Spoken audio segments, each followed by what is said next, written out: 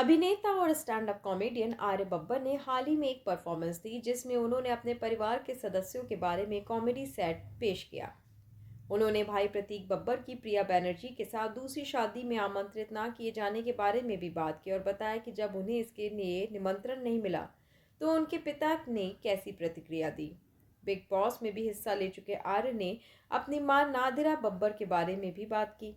बब्बर ने YouTube video में कहा कि उनकी मां मुस्लिम है, लेकिन उन्होंने अपने सौतेले बेटे प्रतीक की शादी के लिए पंजाबी बोलियां सीखी, जबकि उनकी बहन जूही बब्बर ने इस अवसर के लिए लड्डू भी बनाए।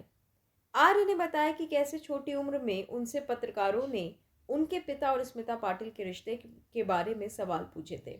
उस समय राज पहले से ही नादिरा से शादीशुदा थे जब उन्हें स्मिता से प्यार हुआ।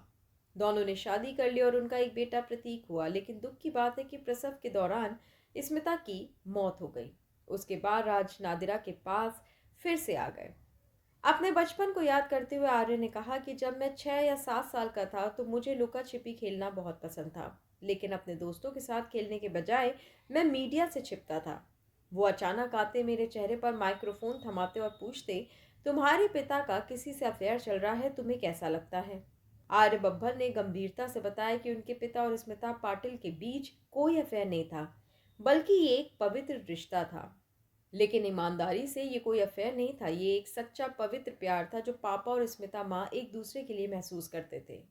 एक परिवार के रूप में हमने उस रिश्ते को समझा और उसका सम्मान किया और इसे स्वीकार किया। लेकिन जब आप 6 या 7 साल के होते हो तो आप ये सब नहीं समझते, और इसकी वजह से ही मेरे पिता के साथ मेरे रिश्ते में तनाव आ गया, क्योंकि मैं इसे समझ ही नहीं पाया, उन्होंने कहा।